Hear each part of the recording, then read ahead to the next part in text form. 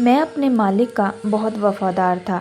एक दिन मैं दोपहर का खाना खाकर फ्री हुआ तो मेरी मालकिन ने मुझे कमरे में बुलाया। मैं उनके पास गया तो उन्होंने 100 का नोट मुझे दिया और कहा कि राम बेटा, मेरा जिस्म पूरी तरह से दुख रहा है। मालकिन की बात मुझे बहुत अजीब लगी। मैं सोच में पड़ गया तो उन्होंने तेल की शीशी मुझे पकड़ाई और बोली कि अपना सर दबाने की बात कर रही हूँ। मेरे कंधे बुरी तरह से खड़े हुए हैं, सर बहुत भारी हो जाता है ना, और गर्दन में भी खिंचाव है। ऐसा कहकर मेरी मालकिन बेड पर बैठ गई और मुझे बेड के ऊपर बैठने का इशारा किया। फिर उन्होंने तेल की शीशी में से तेल निकाला और मेरे बदन में। मेरा नाम राम है। मैं बहुत ही ज़्यादा गरीब की ज़िंदगी गुजार रहा था कि मेरे एक दूर के रिश्तेदार, जिनका नाम धीरज था, मुझ पर तरस खाकर अपने घर ले गए और कहा कि मैं अमेरिका जा रहा हूँ, तुम्हें मेरे घर का ख्याल रखना है और मेरी पत्नी के छोटे मोटे काम भी करने हैं। उन्होंने मुझसे तनख्वाह की कोई बात नहीं की, बस यह कहा कि मेरे घर की रखवाली करना, तुम्हें 2 वक्त का खाना मिलेगा, दुकान से सौदा मेरी पत्नी को ला कर देना। मैं इतनी बड़ी गरीबी ज़िंदगी जी रहा था कि मुझे 2 वक्त की रोटी और एक छत बहुत बड़ा लग रहा था। उन्होंने कहा कि अभी उनकी हैसियत इतनी नहीं है कि वह मुझे एक तनख्वाह पर रख सके। मेरी उम्र 16 साल थी और मुझे उस वक्त बिल्कुल अंदाज़ा नहीं था कि मेरी गरीबी का फ़ायदा उठा रहे हैं, वरना जो काम उन्होंने मुझे दिया था उसकी महीने में अच्छी खासी तनख्वाह बनती है। लेकिन वह मुझे लेकर अपने घर आ गए। मालिक यानी धीरज साहब की उम्र 50 साल थी। मुझे लगा कि उनकी पत्नी भी इन्हीं उम्र की होगी, लेकिन जैसे ही मैं घर में दाखिल हुआ तो सामने लॉन्ज में पड़े सोफे पर एक लड़की लेटी हुई थी। पहले तो मुझे लगा कि वह मेरे मालिक की बेटी है, लेकिन उसका हुलिया शादीशुदा औरतों के जैसा था। हाथों में सोने के कंगन, गले में सोने की चैन और सबसे बढ़कर यह कि उसका पेट बड़ा हुआ था, जिसे उसने दुपट्टे की मदद से छुपा रखा था। मैं फिर भी सोच में था कि शायद ये मालिक की बेटी होगी, जो शादीशुदा है और अपने बाप के घर आई है डिलीवरी के लिए। लेकिन ये मेरा ख्याल उस वक्त गलत साबित हुआ जब मेरे मालिक ने उसे कहा कि सरिता, यह लड़का आज से तुम्हारा हर काम करेगा, बहुत मेहनती और गरीब लड़का है, जिस रंग में डालोगी वह डल जाएगा। मेरा अमेरिका जाने के बाद इस घर की रखवाली भी करेगा और तुम्हारी हिफाजत भी करेगा। अगली सुबह ही मेरे मालिक अमेरिका की फ़्लाइट के लिए रवाना हो गए। ये शायद यहाँ पैसा कमाने की नीयत से गए थे, लेकिन उनके घर में उनकी जवान पत्नी अकेले रह रही थी। यह क्यों अकेली रह रही थी, यह बात मेरे लिए हैरान कर देने वाली थी। मेरे मालिक ने जाने के बाद मेरा काम यही था कि मैं गेट पर हर जाने वाले को देखता हूँ। मालकिन को दुकान से कोई चीज़ मंगवानी होती तो मैं जाकर दे देता। मालकिन खाना खुद बनाती थी और मुझे 2 वक्त की रोटी मिल जाती थी, तो मेरे लिए तो वह किसी देवी से कम ना थी। कम से कम पेट भर खाने को तो मिलता था। 2 वक्त की रोटी खाकर मैं अपने मालिक और मालकिन के लिए प्रार्थना करता। मेरे मालकिन ज़्यादा अमीर नहीं थी, उनके पास थोड़ा बहुत पैसा था, मगर घर अपना था। खुद को सेटल करने के लिए वह भी पैसा कमाने की नीयत से अपने देश से बाहर जा चुके थे। उनका छोटा सा घर था, लेकिन खूबसूरत था। मैं बारांदे में ही चारपाई में सोता था। मैं भला कब ऐसी ज़िंदगी गुजारा था। गांव में तो मुझे चारपाई भी नसीब नहीं थी। एक वक्त का खाना मिलता था तो दूसरे वक्त का नहीं। शहर की रंगीनियाँ ही कुछ और थी। शुरू के दिन में तो मैंने घर की ठीक से देखभाल की, हर काम वक्त पर करता था, क्योंकि मैं उस नौकरी में हाथ धोना नहीं चाहता था। लेकिन कुछ ही दिनों में मैंने महसूस किया कि मेरी मालकिन तो बिल्कुल लापरवाह थी। उसे घर की कोई फिक्र ही नहीं थी। उसका काम बस सारा दिन टीवी देखना होता और फ़ोन पर अपनी माँ से और अपनी सहेलियों से सारा दिन बातें करती।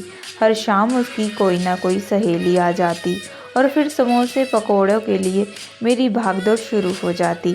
मुझको इस बात पर कोई एतराज़ तो ना था, मगर मेरी मालकिन मेरे मालिक का पैसा दोनों हाथों से लुटा रही थी।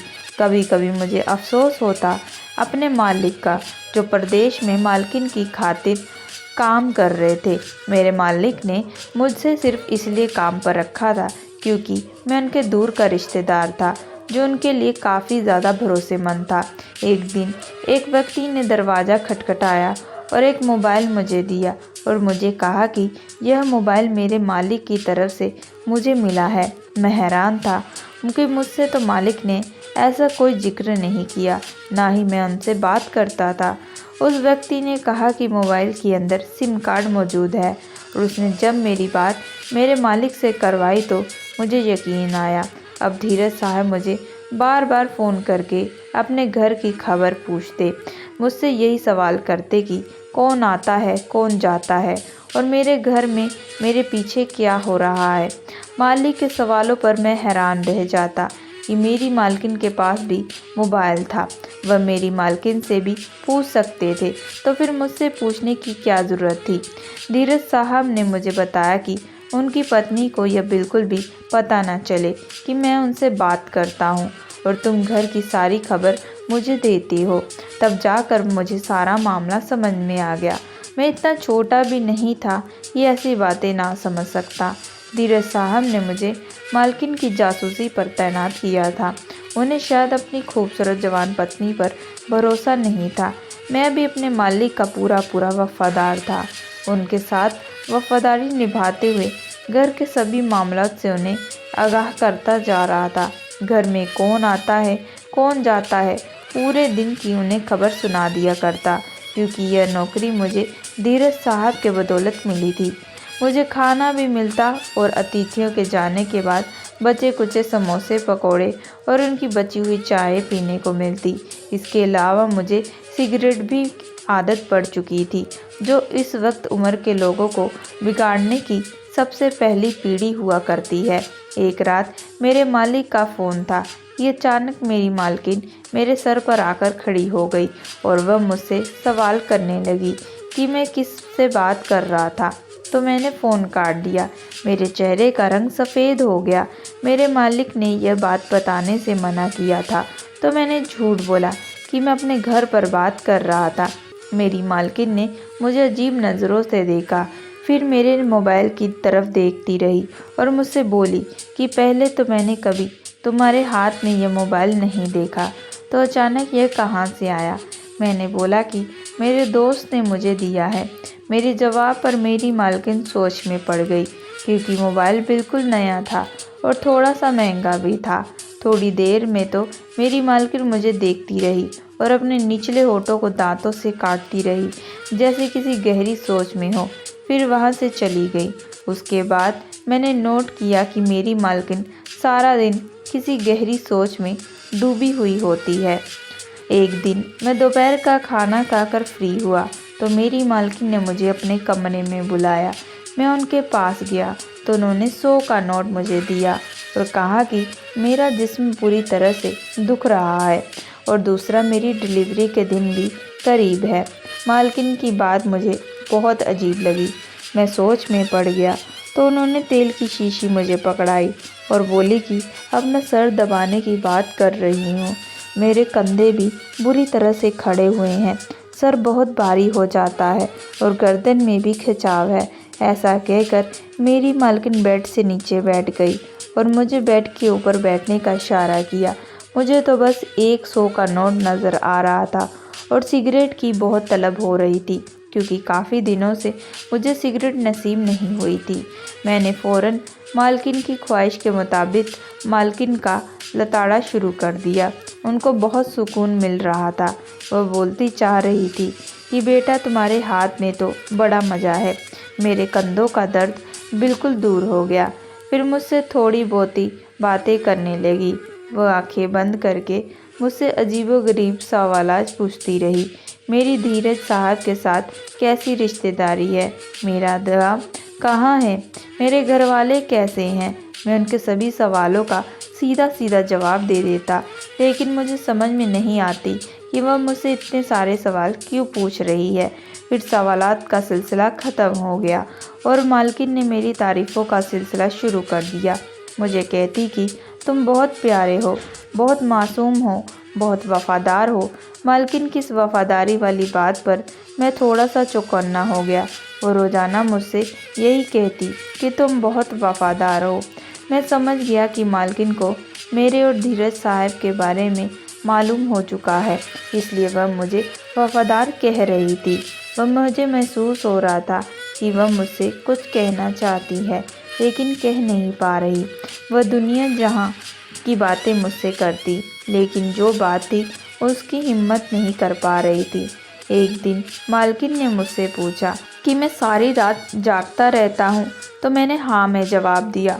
तो वह बोली, बस मुझे तुमसे इसी समझदारी की उम्मीद थी। मैं 2000 का नोट लेकर वापस अपनी चारपाई पर आकर सोने की कोशिश करने लगा। मैंने सोचा, कौन सा मैंने अपने मालिक के साथ बेवफाई कर रहा हूँ। इस पर तो मैं ऐसा कोई भी खुफिया काम नहीं होता कि जिसे मुझे मालिक से छुपाना पड़े। मैं संतुष्ट होकर सो गया। आधी रात को मेरी आंख प्यास की तड़प से खुली तो मैं किचन की तरफ आया, लेकिन मुझे मालकिन के कमरे में कुछ आवाज़ें सुनाई दी। मैं परेशान हो गया कि इस वक्त कौन आया है। मालकिन तो पूरे घर में अकेली रहती है। फिर मैं बड़े कदमों से आगे चला गया, लेकिन दरवाज़ा अंदर से लॉक था। खिड़की खोली देखी क्योंकि गर्मी का मौसम था और हल्का सा पर्दा लगा हुआ था। मैं बहुत आसानी से कमरे का अंदर का मंजर देख सकता था, लेकिन अंदर का मंजर देखकर मुझे एक झटका सा लगा। मुझे उसी लम्हों में समझ में आ गया था कि मालकिन ने मुझे किस वजह से 2000 का नोट दिया है। मैंने फ़ौरन से मोबाइल निकाला और कमरे के अंदर का मंजर की वीडियो बनाकर अपने मालिक को भेज दी और सारी रात सो नहीं सका। परेशानी के मारे नहीं बल्कि खुशी के मारे। मैं समझ गया था कि अब मेरे दिन बदलने वाले थे। एक हफ्ते के अंदर मेरे मालिक वापस आ गए।